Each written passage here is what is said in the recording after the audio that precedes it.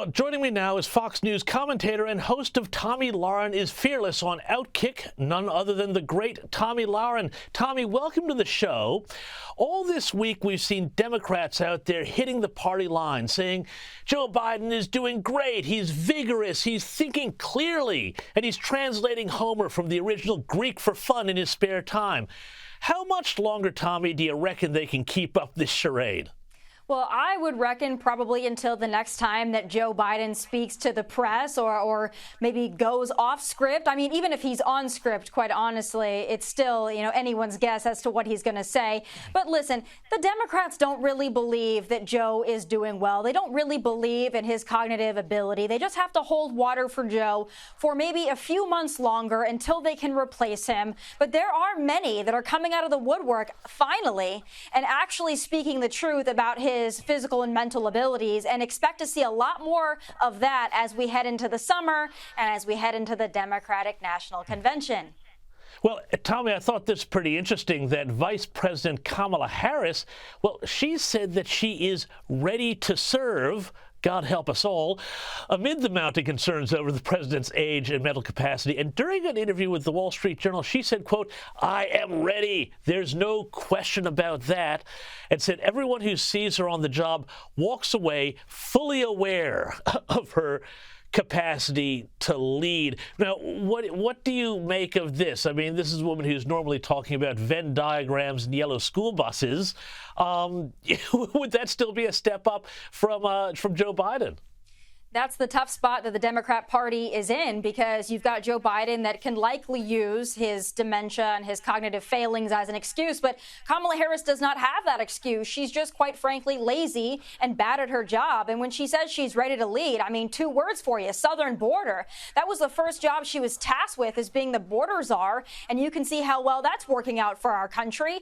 But the thing that bothers me most about Kamala Harris is that she doesn't even seem to try to do the job. Just last week, she had an event where she was talking about gun violence, and once again, she served up a word salad. She doesn't do her homework. She doesn't attempt to do her job. She doesn't attempt to put anything together that even remotely makes sense or even conveys a message at all. So she doesn't want the job. So she might say that she's ready if Joe isn't the nominee. Some say that she's the next in line. But I quite honestly don't think she wants the job, because if she wanted the job, she would try harder to convince us she was ready for it. Beyond just saying she is, she hasn't given us any proof of that. Well, of course, there's always a possibility, Tomi, that she's just, as you say, not very capable. But we might have to just leave that one there to the side. But I am glad that you mentioned the border issue, because this week we've seen New York City Mayor Eric Adams. Now, remember, he was the guy who said New York is a sanctuary city. Now he's warning that the city has run out of room thanks to the migrant crisis. Have a listen to this. What happens when there's no more room? I mean, we're almost at capacity now, right? No, we're there. We're not just saying we're out of room as a soundbite. We're out of room, literally. People are going to be eventually sleeping on the streets. Okay, what would it take for you to close the front door? I don't have the authorization to tell people they can't come into New York City. Why not? It's against the law. Tomi, I don't have a lot of sympathy for the guy here. I mean, this is exactly what he wanted and what the left wanted, right?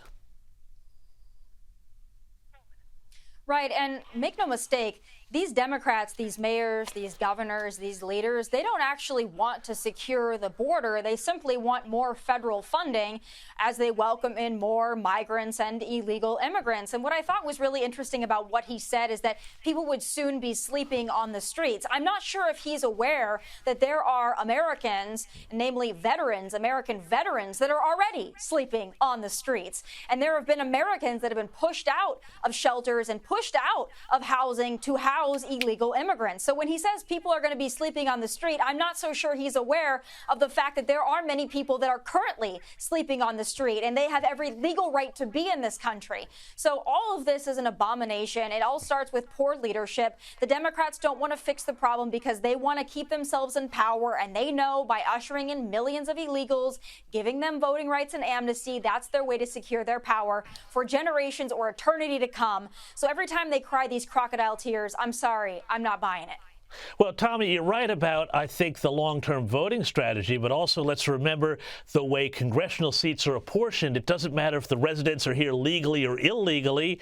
That can wind up also getting a state more congressional seats and more electoral votes. But also, there's this other issue, too, on the southern border, which is newly released figures by Customs and Border Protection show that the number of Chinese migrants who've been coming across the southern border has surged, with sources saying that there's been more than 20,000 Chinese nationals crossing illegally since October, a 500% increase from this time last year. This would seem to have a huge national security implication, doesn't it?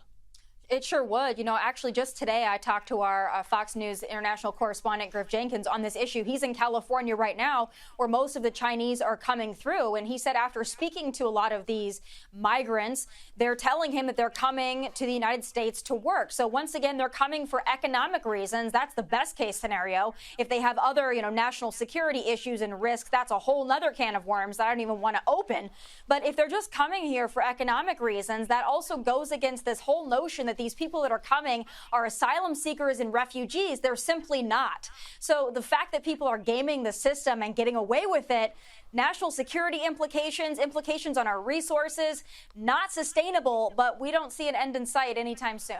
Yeah, and finally, too, to another sort of migration issue that ties into what's happening in the Middle East, Joe Biden, or Joe Biden's office, let's say, not him necessarily, has ordered an 18-month pause on the removal of certain Palestinians in the U.S., and there's also talk going around that Biden may be trying to push for a Palestinian state, which I think would just be an absolute reward for Hamas.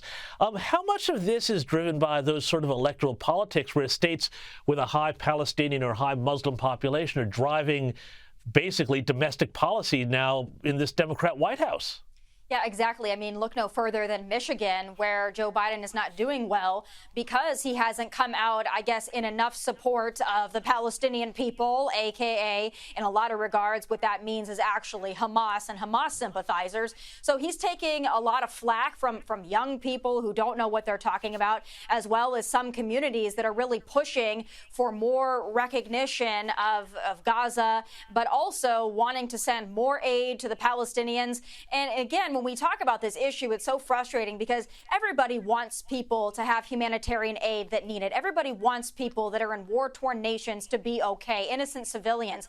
Unfortunately, Hamas has shown us time and time again that when you give resources to people that actually need it, it actually goes into the hands of terrorists. So this is really no different here, but this is all about votes. This is all about winning certain populations, but he's going to have a real struggle on his hands because there's no way he's going to be able to appease both sides, and he's going to have to make up his mind pretty soon on that issue. And I think he's got one foot in the door and one foot out. Unfortunately, that's not going to work out too well for him. Tommy Lahren said he's got to make up his mind, but the question is, what sort of mind does he have? Thank you so much for your time. We'll see you soon again here on the U.S. Report. Thanks so much.